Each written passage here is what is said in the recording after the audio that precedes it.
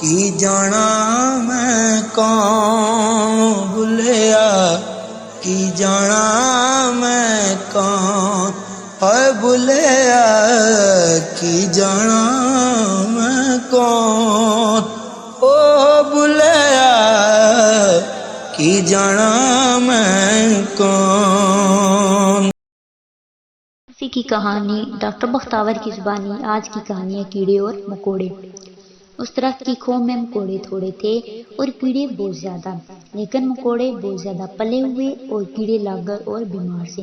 مکوڑوں نے سوچا یہ کیڑے رہنے کو تو درخت کی کھو میں رہتے ہیں، لیکن اناج کے موسم میں یہ اپنی تعداد میں زیادتی کے سبب سارا اناج اٹھا کر اپنے بلوں میں لے جاتے ہیں اور ہمیں اناج کی تلاش میں جانوروں کو کاٹنا پڑتا ہے تاکہ وہ درد سے بحال ہو کر اگالی نہ کر سکیں اور اپنے معدے ہمارے لیے بائے اٹکا دیں۔ انہوں نے سب کیڑوں کو جمع کیا اور کہا کہ آج سے ہم اس کھو کے کار مختار ہیں، کیونکہ ہم کھو کے دانے پر رہتے ہیں۔ اگر دانے پر رہ کر کھو کے اندر آنے والے رستے کی رکھوالی نہ کریں تو اب تک تمہارے دشمن تمہیں چٹ کر گئے ہوتے، لہذا آج سے تم ہمارے مقررہ کردہ قواعد کے تحت زندگی گزارو گے۔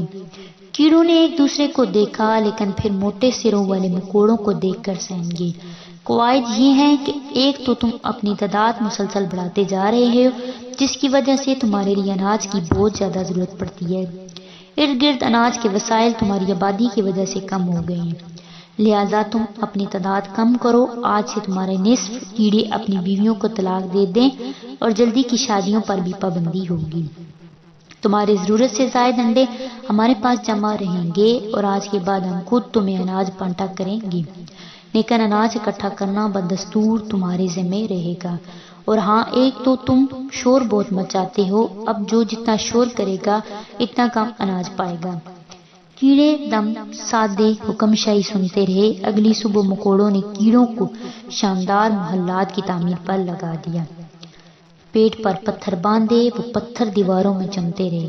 جب محلات فانوسوں سے جگمگا اٹھے تو مکوڑے مدہوشی کے عالم میں محو رقص ہو گئے۔ کیڑوں نے ایک دوسرے سے کہا آؤ ان محلات کو آگ لگا دیں۔ ایک بولا لیکن ان پر تو آگ اثر نہیں کرتی۔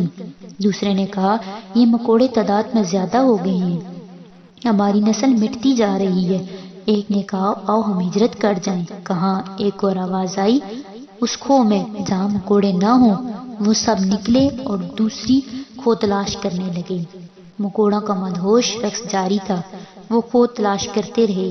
انہوں نے بہت تلاش کی لیکن کوئی ایسی کھو نہ تھی جہاں مکوڑے موجود نہ ہوں۔ ہر کھو کے دانے پر وہ موجود تھے، اپنے شاندار محلوں میں مدہوشی کا رقص کرتے ہوئے، لیکن ہوشیار محافظوں کے ساتھ کیڑوں کو ایسا لگا جیسے بند گلی میں آ گئے ہوں۔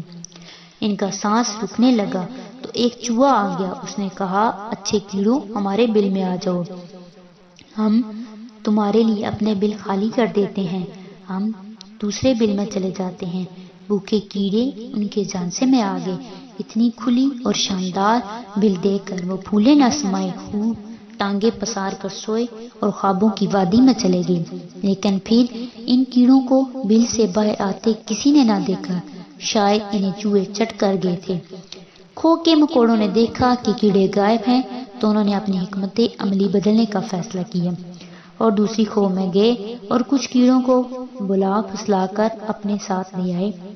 انہوں نے کیڑوں کے ساتھ دوستی کا ڈنڈورا پیٹا۔ کیڑے زندگی کی نعمت کے حصول کے شوق میں اپنے گلوں میں تغمۂ خدمت لٹکانے پر مجبور ہو گئے۔ مکوڑے مدہوشی کے رقص میں مصروف ہیں اور کیڑے پتھر دیواروں میں چن رہے ہیں۔ انہوں نے زندہ رہنے کے لالچ میں اپنی انا اور تشخص زندہ ہی پتھر کی دیواروں میں چن دیا ہے۔ وہ کیڑے اور مکوڑوں کے بل پر بیٹھا شاید سو گیا تھا۔ ایک مکوڑے نے اسے زور سے کاٹا تو وہ نیند سے بیدار ہو گیا۔ اس نے چیخ کر مکوڑے کو اپنے جسم سے الگ کرنا چاہا، لیکن مکوڑے نے اپنے دانت اور مضبوطی سے اس کے جسم میں گاڑ دیے۔ وہ چیخ رہا ہے، درد کے مارے اس کا برا حال ہے، لیکن اس کال کوٹری میں کوئی نہیں جو اس کو اس مکوڑے سے نجات دلا سکے۔ ایسے ہی ایک مکوڑے نے اسے اس کال کوٹری میں بند کرایا تھا، وہی اس کی بیوی کو بھی اٹھا کر لے گیا تھا۔ مکوڑے کے جبڑے مضبوط ہیں، وہ چیخ رہا ہے، کراہ رہا ہے کال کوٹڑی کا سنتری بادشاہ بھی شاید فرلو پر چلا گیا ہے۔ مکوڑے کو چک وڑتے ہوئے کافی مزہ آ رہا ہے، اس کا انگ انگ رقص کرنے لگا ہے، وہ چک کو اور گہرا کر دیتا ہے۔ یہ چیخیں اسے ایک مدر گیت کی طرح خوبصورت اور پیاری لگ رہی ہیں۔